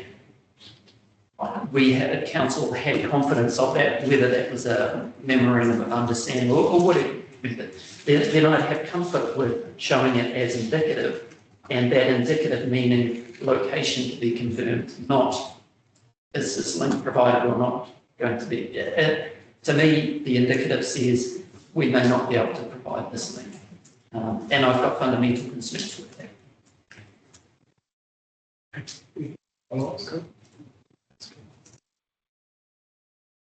I'll just maybe add from an urban design perspective that connectivity is a fundamental urban design consideration. It's a core principle of the New Zealand Urban Design Protocol, amongst other best practice urban design documents, and I note that the Northern Region Policy Statement, as I've set out in my evidence, draws upon the Urban Design Protocol in terms of evaluation. So just a reminder of that context. I think the other point to note is that no road connection would significantly hinder the ability to integrate the KFO site with the existing urban context, and it will impact the ability to support a future public transport network connection between Kerikeri and the site.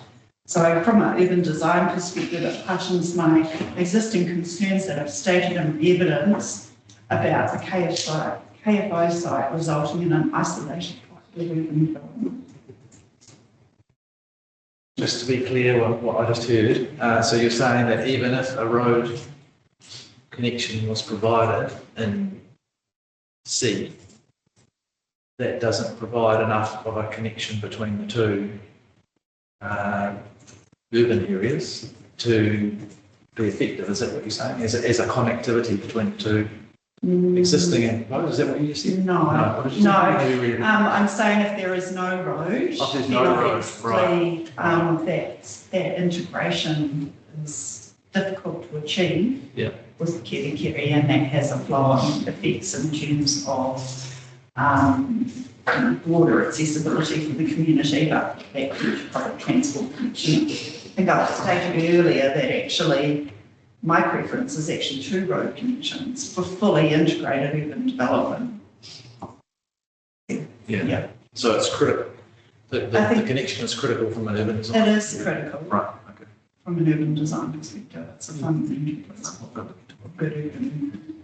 I know this is a bit out there, there's absolutely no scope to go there, but has anyone looked at the golf course land for its potential development? Everyone's sort of chipping away at it. Yeah. Yes, I mean, when we were preparing the spatial plan, I, had the pens out and I said, a land swap with the golf course and the development of the golf course certainly is not conducive. Wouldn't be the first time that's happened, would it? No, exactly. So, I mean, it's a better location. It still has its challenges, but it certainly was an option that was considered when we explored multiple options around growth of Kerikeri. Okay. Okay, no, thank you. I mean, as I say, there's no scope to do that, but it just sort of came into our broader discussions and sort of thank you. Just last thing on traffic modelling, there was quite a bit of disagreement between the experts on the appropriate assumptions to make when doing the modelling. And I think in part this may come about, we seem to be getting some mixed signals about the target market. Mr. Brown was very focused on retirees, and Mr. Thompson seemed focused on families. So it seems that may be something that feeds into it, and maybe uncertainty about the final outcomes of the proposal contribute to that. But I think at this point you've got detailed technical evidence before you, which you can review and come to a view on. Probably not much more we can say about it at this point. Yeah, well, perhaps I could direct another question to this really. I mean, we thought there was a possible disconnect between what Mr. Thompson was saying about the target market and Mr. Brown and the renders that were being shown by Mr. Hughes, the urban designer. Mr. Neil, sorry. Mr. Neil. They looked like it was encouraging a lot denser, a different form of development than received in evidence from other experts. Did you perceive that? Yes, I did observe a disconnect between renders and what the precinct provisions say, and yeah.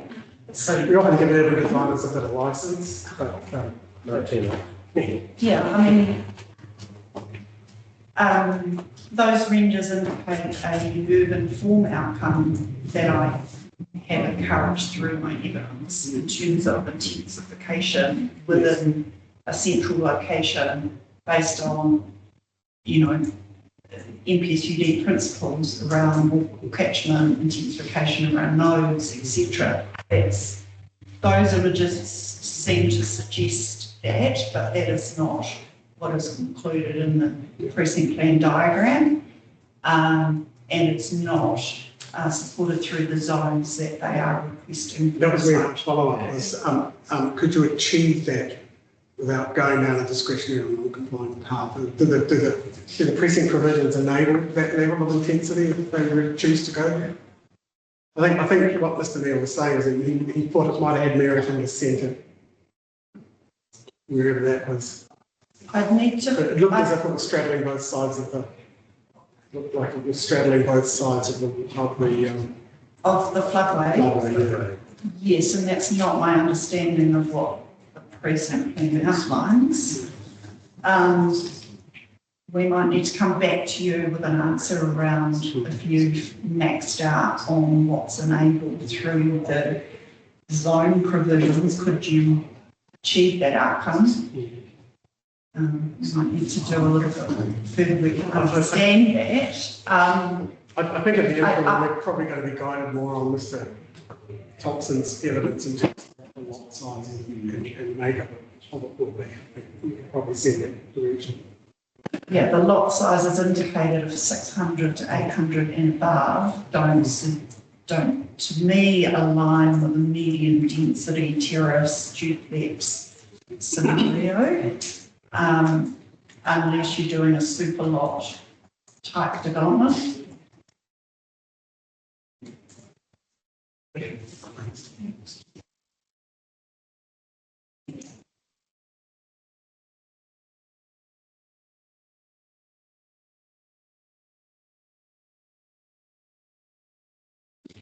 Okay. Yeah. What are we thinking about time? It's 5:15. So hurry up. Or how many more witnesses do we have? Well, we're not sort of going by witnesses. Well, we've got issues. Sorry. Issues. Yeah. We've got to do hazards and. Yeah. Another 2 or 3. That's right. Look, I think we just keep going. Yeah. Okay. More lollies. Yeah, we're gonna. There's a question from the chair and a policy suggestion about distributional effects on Kerikeri Centre, as I understood it, from having mixed-use development out there, and we're just going to get Mr. Mickelrath to speak to you on that issue, if you can step in, Lawrence. Yep. Thank you very much. Yeah, look, I think we talked about the urban form and distributional effects.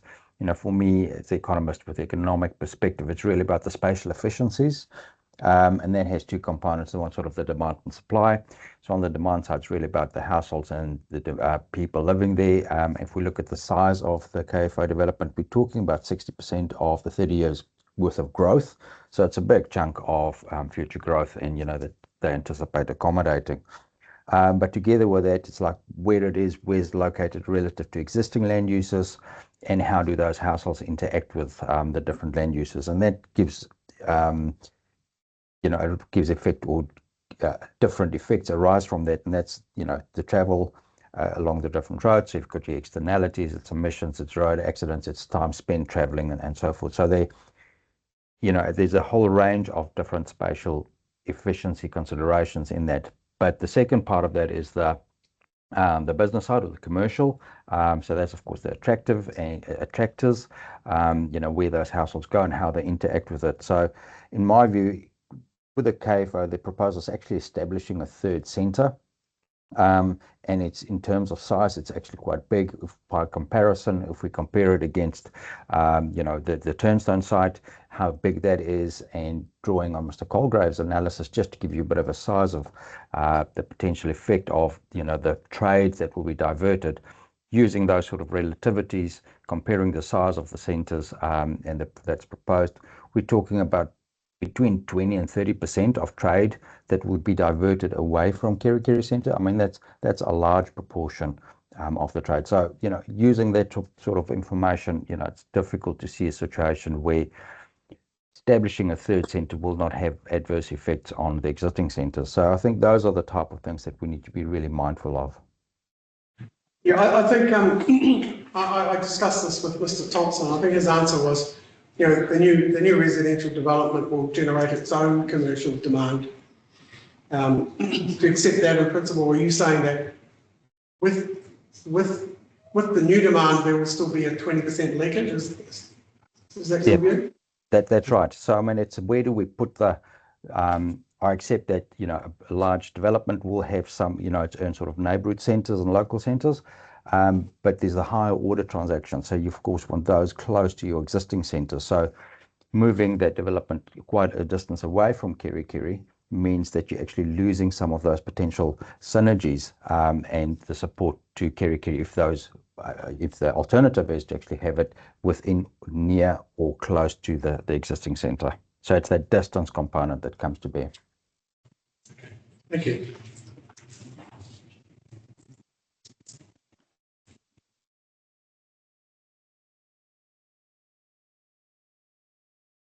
Okay, now we'll go to Mr. Ricks. You're still there, John? Yes. If you could address the panel on the downstream flooding point, please. Yeah, I can do that. Evening all. Look, I think the commissioners have been given a good summary by all the experts on that relation of broad issues associated with the management of flood risk.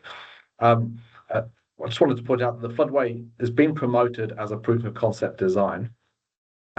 Notwithstanding my stated view that there are critical information gaps for rezoning, and my promotion that information should be available at this stage. Look, it is conceivable that concept could provide the development on that KFO land with protection once all those ownership and residual risk and levels of service topics are resolved.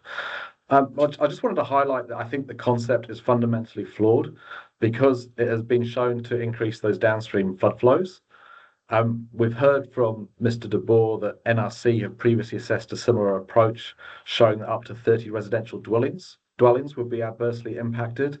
I highlighted the importance of that effects information that was missing. So I think Mr. De Boer's evidence on this particular matter is really important. And I just wanted to say again, sorry. Sorry, Mr. Rex, when you say increased downstream flooding, can you give us sort of like a spatial understanding as to where that could be? Yeah, I was going to suggest maybe when you head out tomorrow, it'd be worth having a look in the Peacock Garden Drive area and Tuatahi Place.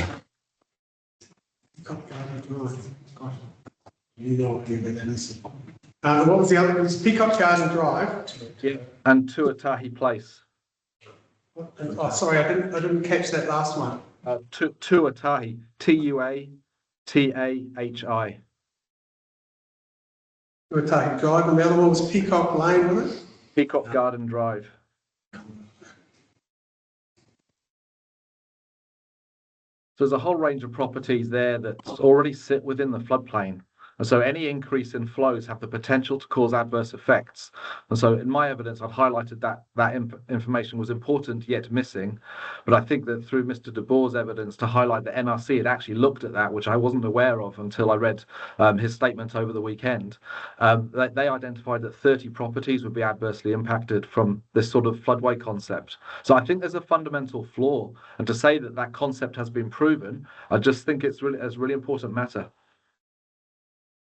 Right, so, I see, those two, they're in different locations, are they? Either side of the Bing property, effectively, aren't they?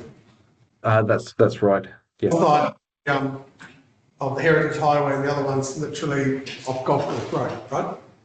Yeah, it's quite helpful to look at the NRC flood viewer, or I can get some images sent to you if that's helpful. Because it shows the 100-year floodplain in and around those areas, which show you the number of properties which are flooded. Okay, thank you. That's all. Thanks. Sorry, I didn't stop your stream, so please carry on. Look, that was pretty much it. I was going to highlight that there is a topic of hydraulic neutrality, but I think that's a very different topic from the one I'm trying to highlight with you. That topic of hydraulic neutrality is typically used in relation to stormwater runoff changes due to land use, and I can support the comments made by Mr. Cooter in relation to hydraulic neutrality and stormwater management and the need for stormwater management plans in the future. Again, I would argue that should be done earlier because it takes more land, which they haven't allowed for at this stage. Okay. Any questions?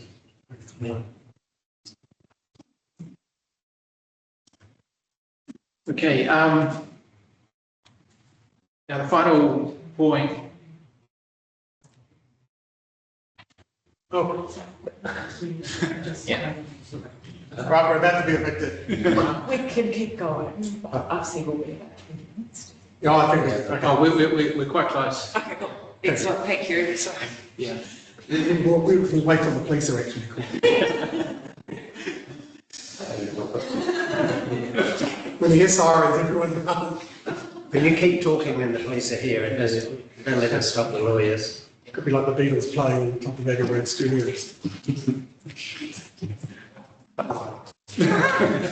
Sorry, that's sufficient. I think it's both of us. The panel recall one of Mr. Wyatt's concerns about the provisions was the sort of the lack of a clear overall plan of for the scale of the development and uncertain provisions about what's actually going to eventuate. And that was a consistent theme in its section 42A report. And he's going to talk to you a bit about this, but one aspect of it is the reliance on a comprehensive development plan. It will be very heavy reliance on it to address key issues. And Mr. Wyeth has pointed out some shortcomings with this. I just wanted to refer to the memorandum that I tabled, dated 29th of August 2025, which was hearing 15B. Actually, I'll have it here. So the legal memo that you gave us for 15B. Yeah, I will find it. It's about the use of the management plan framework for. Oh, that was in response to OPUA. Yeah, so this, hearing 15B, 29th of August 2025, it's there on the webpage. And it was in relation to rezoning OPUA Marine Business Park, King's Triangle, etc. And what it did was it traversed some case law, firstly arising out of Queenstown and then the Auckland Unitary Plan about the use of framework plans in the Auckland Unitary Plan. And you might need to refresh your memory, but I've got a summary there about what a district plan can and cannot do in paragraph 16. A district plan cannot require resource consent for a plan about a future use of land, as opposed to the use of land in a manner that contravenes the rule. It cannot determine activity status according to whether a master plan or precinct plan has been consented, or it cannot include standards or rules that require compliance with a consented master plan or precinct plan. So I'm not saying that what they've drafted has necessarily contravened those principles. It seems to me that some effort has been made to navigate them. But what these parameters do mean is that if there are deficiencies that someone might like to strengthen or fix up, there's constraints in doing that under these principles of case law here that I've just taken you through. You can't necessarily have a consent for a plan. It's got to be a land use or a subdivision. You can't have activity status contingent on compliance with the plan unless it's in the district plan, etc. So I'm just drawing attention to these and saying that they need to be navigated, and anyone will need to be cognizant of them before having another go at those provisions in terms of what is legally achievable.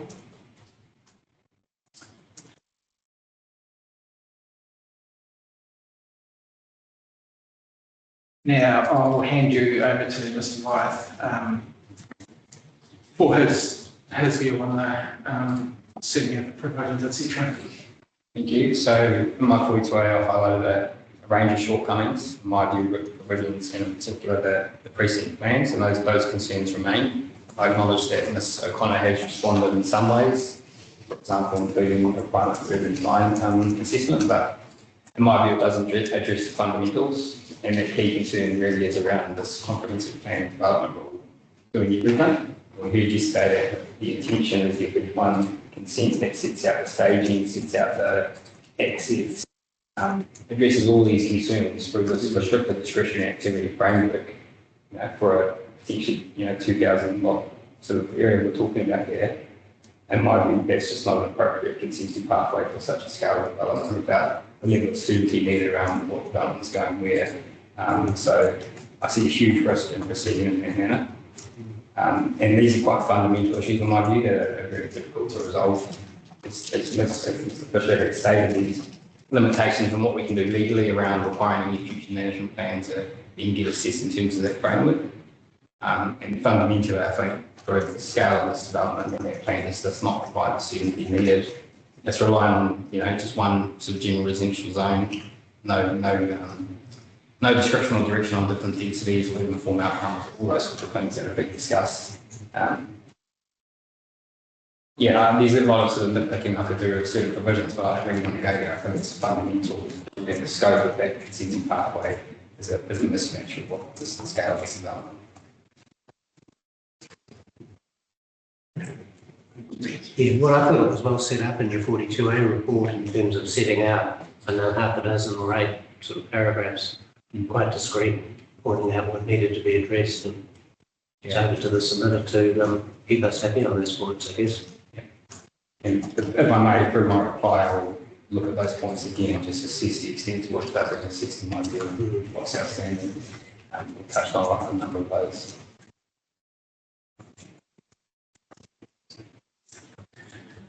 So the recommendation for Mr. Wyeth remains to reject the submission and retain that land as rural zoned.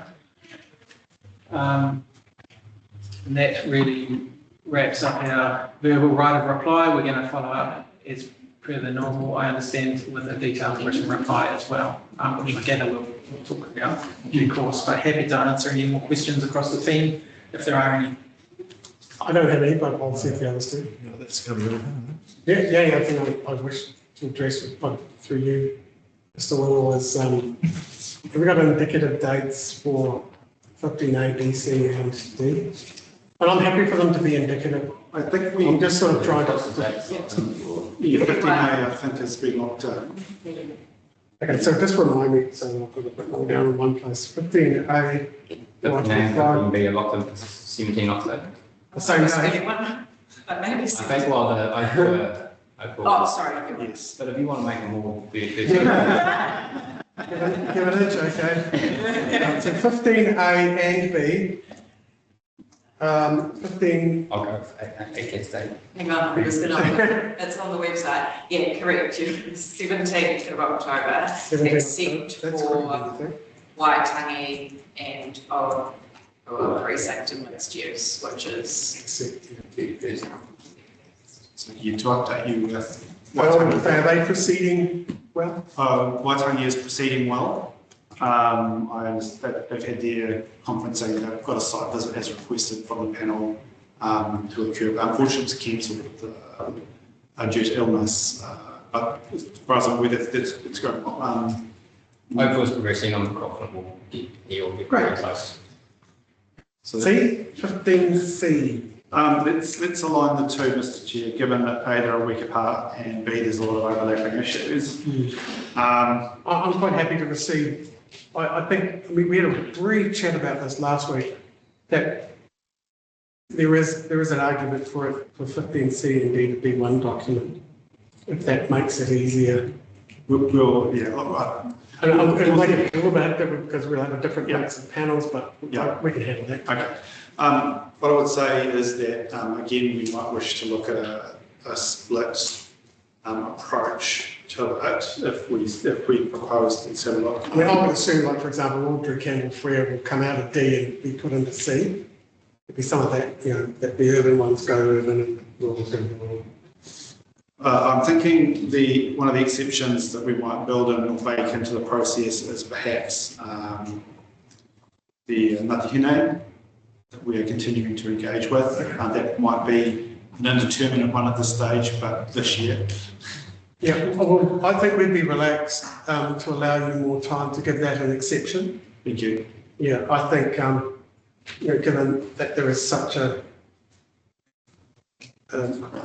positive outcome that everyone wants to achieve, we'll give you some scope to keep going on that one. Thank you, Mr. Chair. Otherwise, I'm thinking,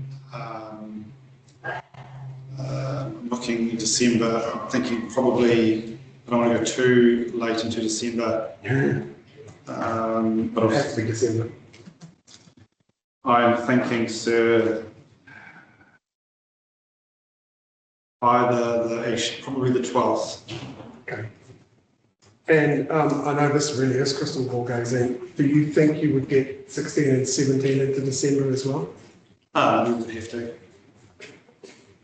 It's that simple. We would have to.